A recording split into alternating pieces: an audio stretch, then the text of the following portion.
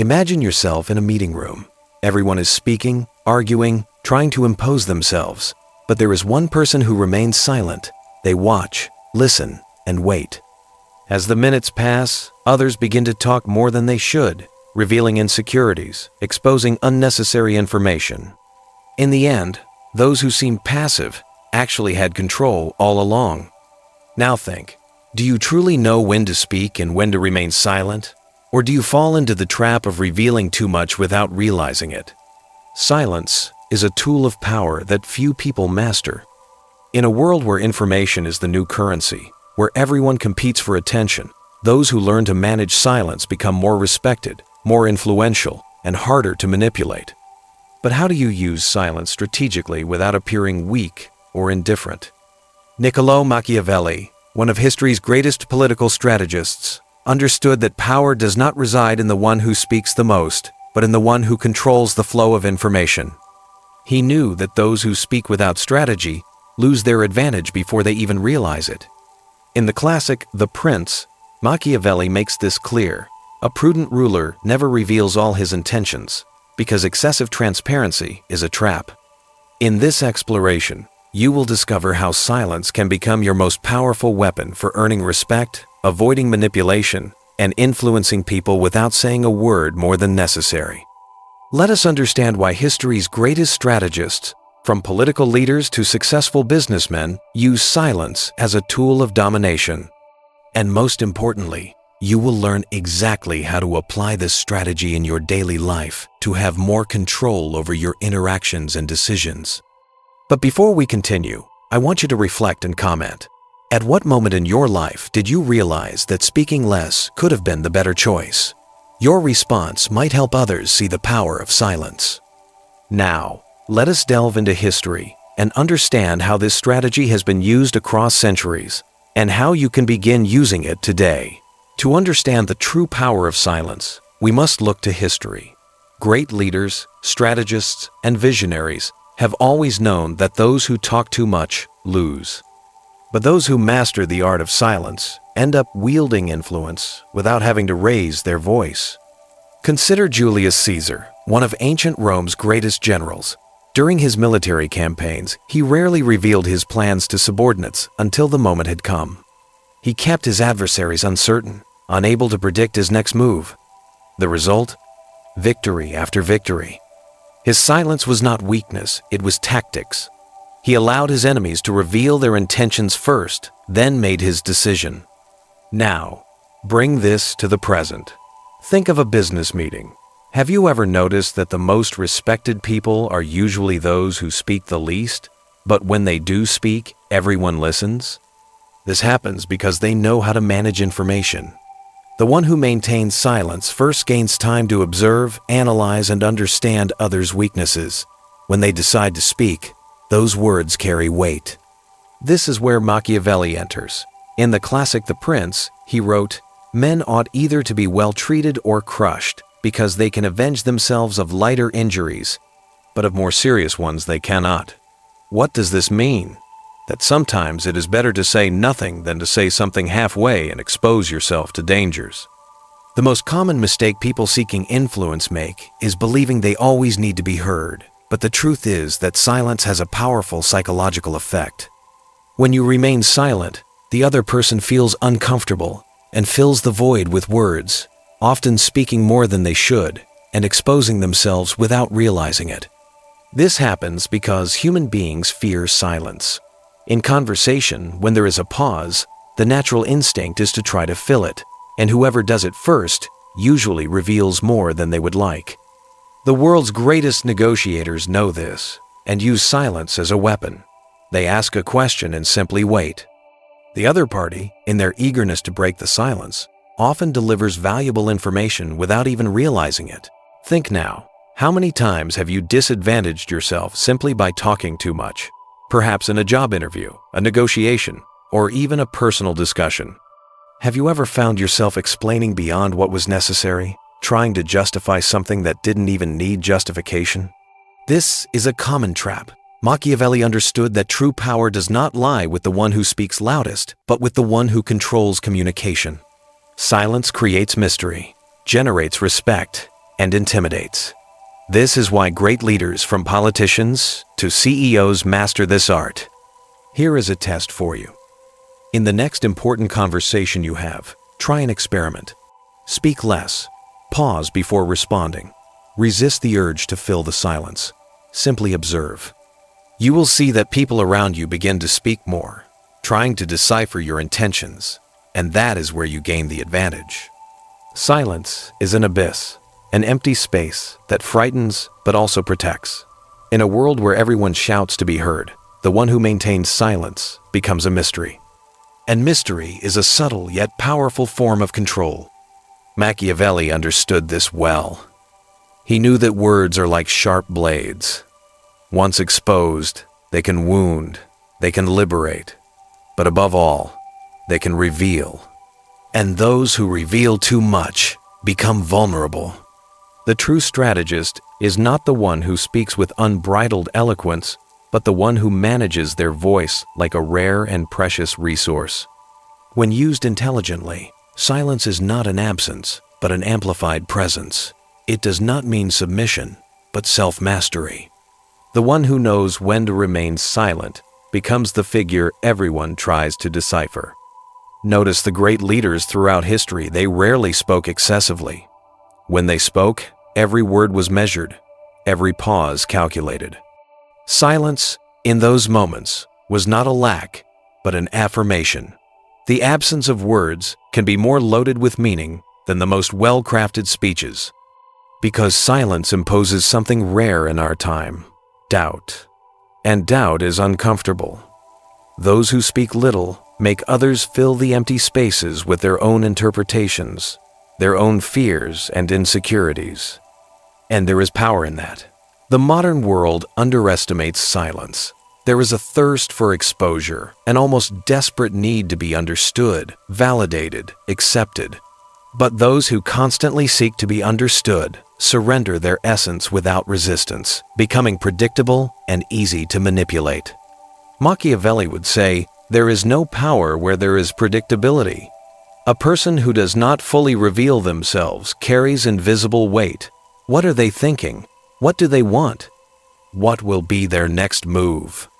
This uncertainty makes others hesitate before attacking you, before judging you, before trying to control you.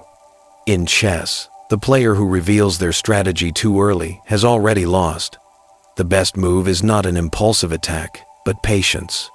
Observe, wait, make the other person reveal themselves first. Machiavelli believed that the most dangerous war was not the one fought with swords, but the one that unfolded in the minds of men. He knew that information was the true currency of power. The one who controls what is known also controls what is feared. And silence maintains control over that currency. There is another aspect of silence that disturbs, its capacity to resist. In a world where everyone explains themselves, those who do not become a challenge. Silence can be a form of refusal, a way of rejecting the game of validation. It is an affront to collective needs for response. This can be uncomfortable because it forces us to confront what we avoid, uncertainty, and uncertainty forces us to think. Religions have always understood this. In many spiritual traditions, silence is considered a path to truth, a bridge to what cannot be expressed through words. After all, there are things that cannot be said without losing their essence. Perhaps this is why those who speak little seem to hold hidden knowledge, a secret to which others cannot access. But perhaps the real secret is precisely this, knowing what not to say. Silence is an art, and like any art, it requires mastery, patience, and intention. Knowing how to remain silent is not just holding back words, but understanding the right moment to use them and the precise moment to preserve them. In politics, business, relationships, words spoken without calculation can be weakness, but well-placed silence can be a wall, an invisible fortress that both protects and confuses. The question is, how do you use silence without appearing distant, without seeming weak, without being interpreted as disinterest? Silence should not be empty, but meaningful. And there are ways to ensure it works in your favor. The pause has powerful psychological effect. When someone speaks without stopping, without spacing their ideas, their words lose force. But when there are pauses, what is said gains weight. The pause creates expectation, forces others to listen, to digest each word. Great orators understand this. Martin Luther King, for example, used silence between sentences to amplify the impact of his words. Each pause made his voice resonate longer in listeners' minds. But the pause is not limited to speech. In daily life, a simple pause before responding can completely change the dynamic of a conversation. When someone asks you a provocative question, instead of responding impulsively, stop and look the person in the eyes. The tension generated by silence will create discomfort that often leads the other person to soften their tone, reveal more than expected, or even reframe their approach. Not every provocation needs a response. Not every accusation deserves a defense. Sometimes, silence is the most powerful answer. Machiavelli understood this well. He knew that often, those who justify themselves too much lose because justification implies a veiled confession. If someone feels the need to explain so much, perhaps something is wrong. In political debates, it is common for the weaker side to try to force the opponent to explain themselves. But strategists know that often the best choice is not to fall into the trap. Firm silence can make the accuser themselves appear desperate, like someone throwing words into the wind without real effect. Silence here becomes a mirror. It reflects the weight of their own accusation back to them. One of the most interesting effects of silence is that it creates a void, and most people cannot bear voids. If you remain silent long enough, the other person will inevitably try to fill it often, talking more than they should. In negotiation, whoever speaks first usually loses. A good negotiator makes an offer, then remains silent. The other party, uncomfortable with the void, often ends up revealing their weaknesses, giving in before necessary, or reformulating their position in a way more advantageous to the one who knew how to wait. This also applies to informal conversations. When you remain silent in face of a provocative question or manipulation attempt, the other party feels compelled to continue talking, to justify themselves, to fill the void you have left. And the more they talk, the more exposed they become. Knowing how to remain silent is, above all, knowing how to control yourself. Speaking is an impulse, a natural reflex to fill spaces, seek connection, affirm identity. But true strength lies with those who are not slaves to their own need to speak. Machiavelli believed that a leader should be master of their emotions, and there is no greater demonstration of control than someone who does not yield to the impulse of immediate response. You will notice something curious. Silence attracts. It generates magnetism. It transforms absence into presence. Because ultimately, what is not said often has more power than any speech. Silence is not empty, it is a space where power accumulates. The one who masters this art not only avoids traps but compels others to reveal their intentions before them. Silence is not just protection, it is a weapon that disarms, a shield that attacks. There is something fascinating about silence. It frightens, provokes, disturbs, but above all, it imposes. In a world where everyone seems to compete to be heard, those who choose to maintain silence acquire a power that few understand. Machiavelli knew this. He understood that influence does not belong to the one who speaks the most, but to the one who knows how to measure their words and dominate their own presence.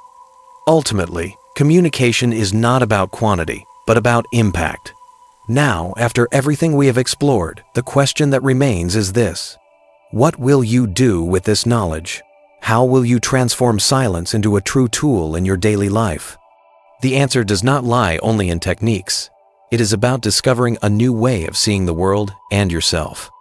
From our earliest years, we are taught that we must justify ourselves. As children, they ask, "Why did you do that?" As adults, we continue to carry this need to respond, to explain every gesture, every choice.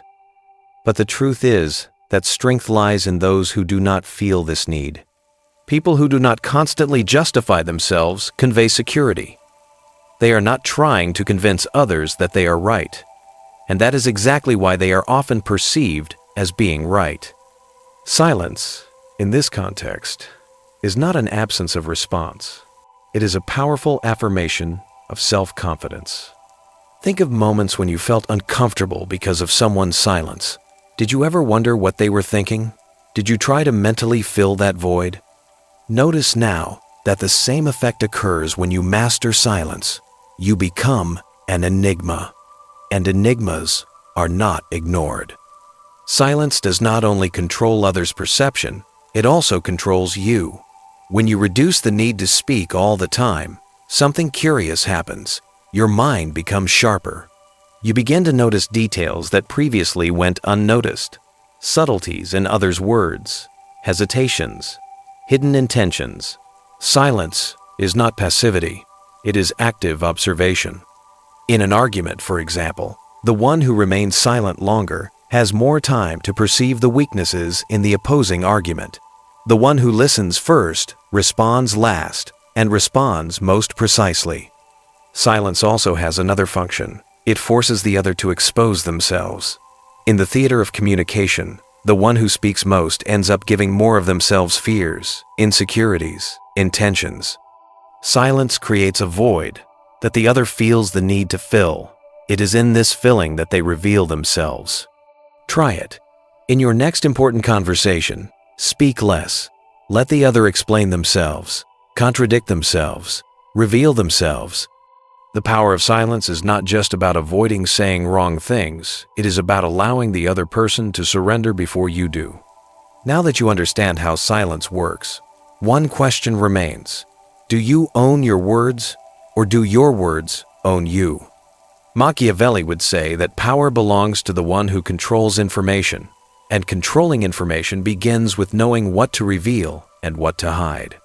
The next time you feel the urgent need to speak, to fill a void, to justify yourself, stop, observe, see what happens when you do not give everything away immediately.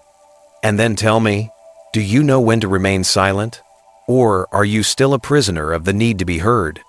If this idea resonates with you, share your experience in the comments. If you have already noticed the impact of silence in your life, I want to know about it. And of course, if you want more content like this, you already know what to do. But for now, here is an invitation. Experiment with silence. The silence is not empty. It is filled with the presence of those who know how to use it. Machiavelli understood that governing is not just about acting, but also about knowing when to wait. Silence imposes respect, creates distance, and transforms uncertainty into advantage.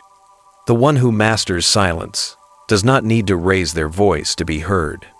Because in the end, it is not about learning to speak well, but knowing exactly when not to speak at all.